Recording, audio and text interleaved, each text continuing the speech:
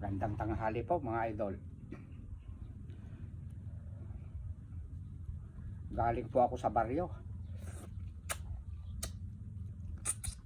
Naghahanap po ako ng lutong ulam kay Kwan. Kagawad perfecto. Kaso po naubusan na eh. Ang natira na lang po buto-buto. Ito, humingi na lang ako. Oh, may utak pa. Ngayon, niluto ko, nilagyan ko po ng papaya. Ito po, yung papaya ko maniba lang. Mainit. Sorry po.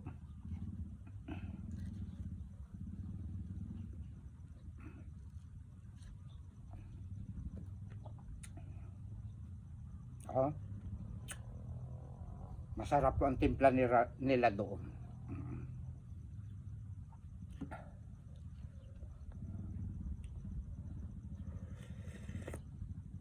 Oh. Alam niyo mga idol, kapag ang isang karinderya, masarap ang timpla, babalik-balikan tayo ng customer.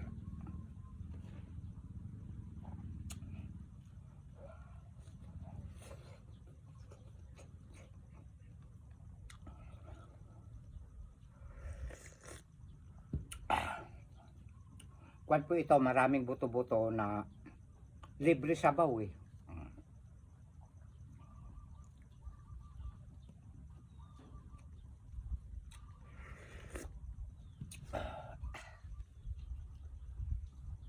May laman-laman pa.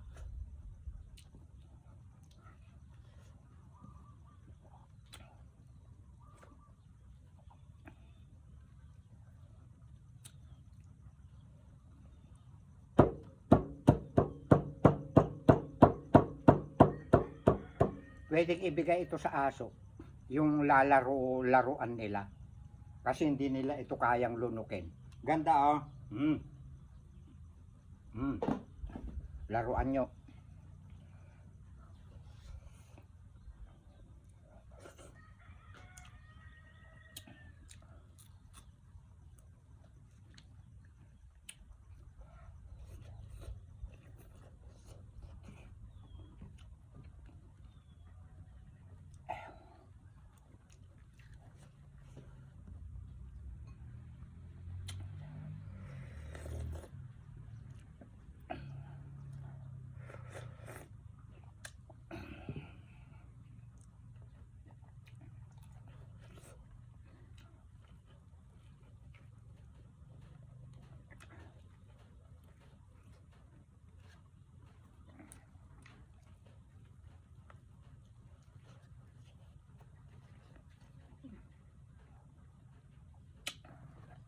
Kwan po ito, papaya ko, red papaya.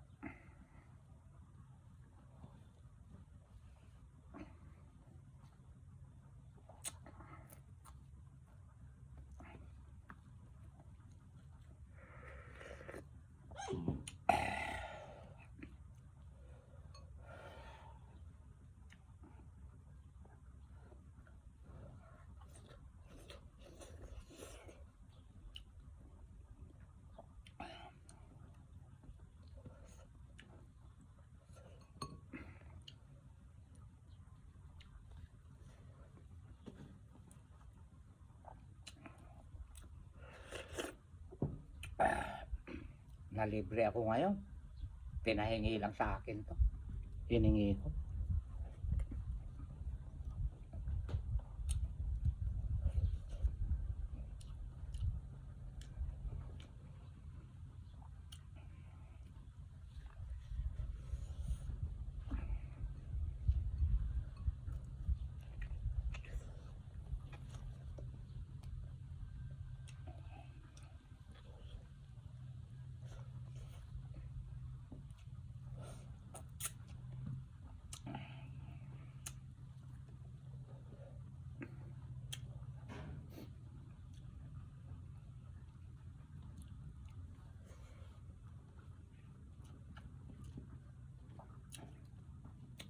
Alam nyo mga idol, itong mga pork na ganito na buto-buto, hindi po delikadong ulamin kasi wala po siyang taba.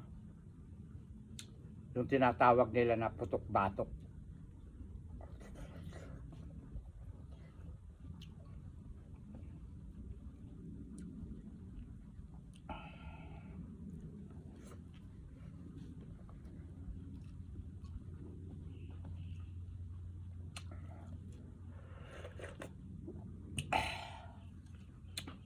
Masarap din ito, tinola na manok.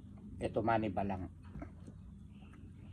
Alam nyo mga idol, sa amin sa Biskaya, yung mga buto-buto ng kalabaw nung araw, mapabaka o mapababoy, sa kasalan, bata pa lang ako noon.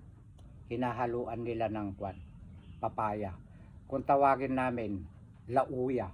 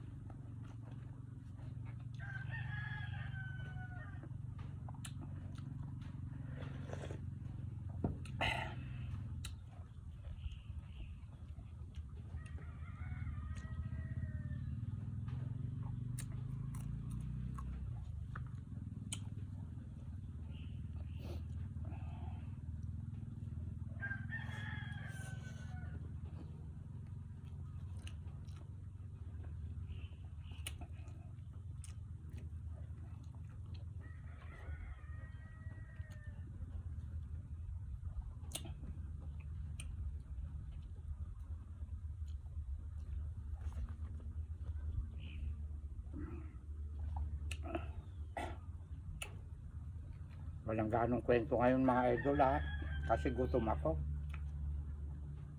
Basta't ang masasabi ko lang, panatiliin po natin mag-ulam po ng puro gulay. Ayan.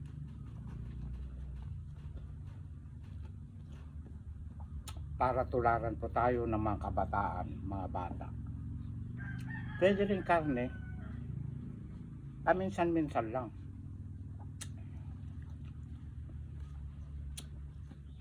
Pero kung yung imumukbang natin na ang pamagat pa nakakatakot, putok-batok. Oh.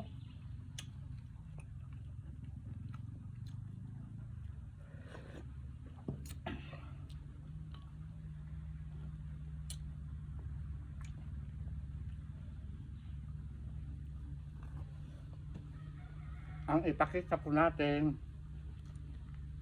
natularan po tayo ng karamihan, lalo na yung mga bata. Ituro natin sa kanila ang mga gulay. Ayan.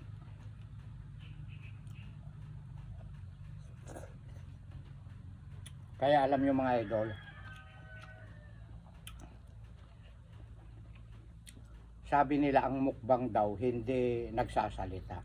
Paano ko may papaliwanag na ang mga gulay ay magandang kanyan sa katawan,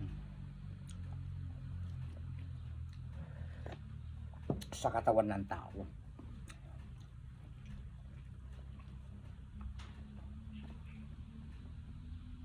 At bukod sa lahat, kung mga may lupa-lupain tayo, mas maganda po yung sarili nating tanim at nakakasiguro tayo na walang nai-spray na chemical. Ayan.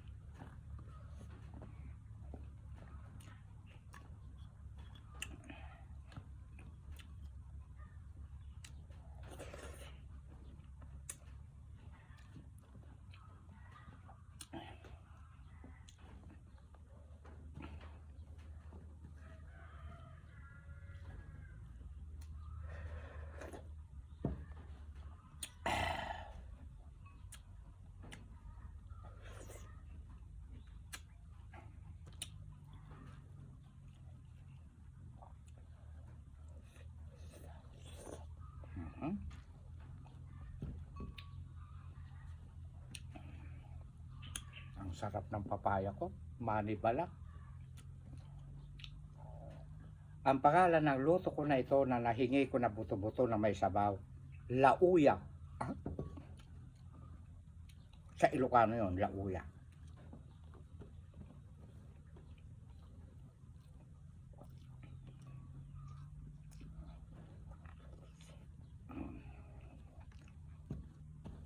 Nagmamadali ako mga idol kasi palobat na ako. Hindi ko na naasikaso pong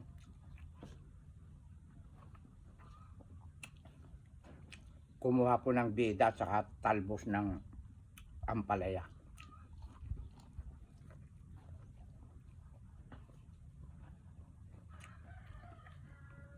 Kaya ito na lang niras ko.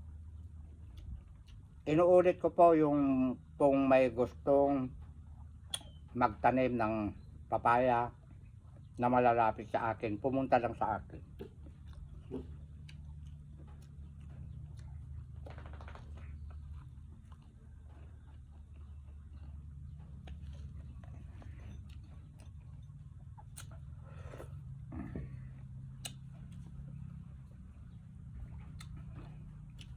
Kamo direk, hindi ka magkukwento, nagkwento ka naman. Okay lang yan. Kapag ang ating ikukwento kabutihan, kapupulutan ng aral sa mga taong hindi po mahilig ng gulay. Dito na po tayo sa gulay. At ito po ang totoo na hindi nakakapagbigay po ng sakit. Dito na tayo kay Direk. Dito na tayo sa totoo, mga idol.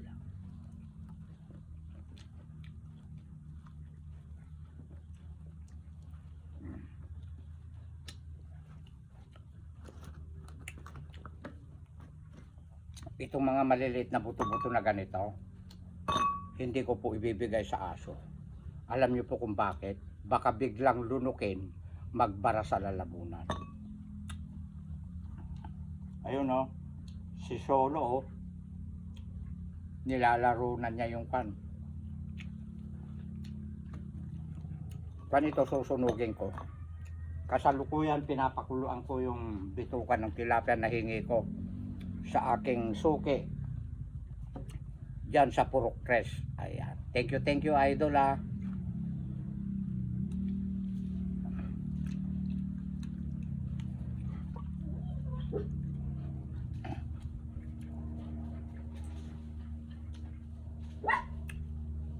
At maraming salamat sa inyong lahat mga idol na walang sawang panonood po kay Direk. Ayan. I love you all mga idol.